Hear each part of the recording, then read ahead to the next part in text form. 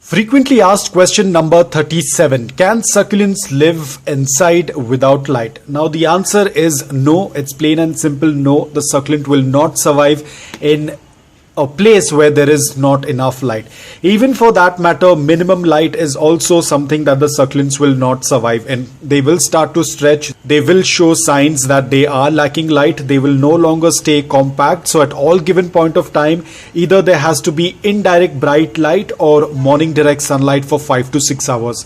Even the indirect bright light has to be for a longer time. Let's say if anywhere between 8 to 9 hours of indirect bright light is necessary for a succulent to stay healthy and compact. So if you are staying in a place where there is not much light and you don't have an option, let's say you do not have a balcony or you do not have a terrace or somewhere wherein you can keep your succulents in light, if you do not have that option, your only option is going to be a good quality of grow light.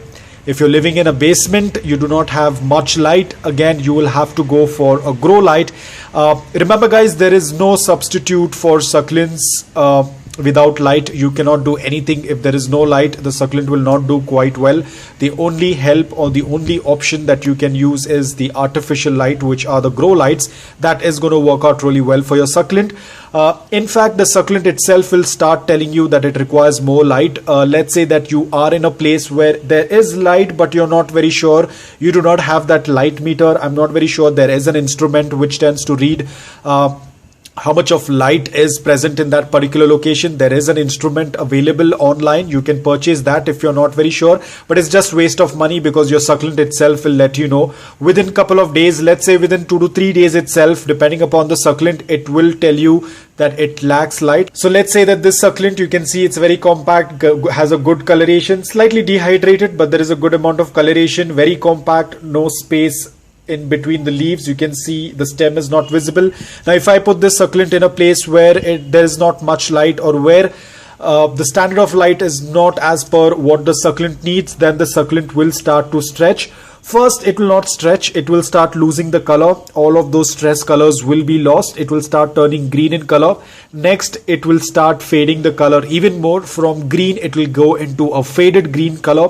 After which there is going to be a lot of gap in between the leaves and the succulent will start growing taller.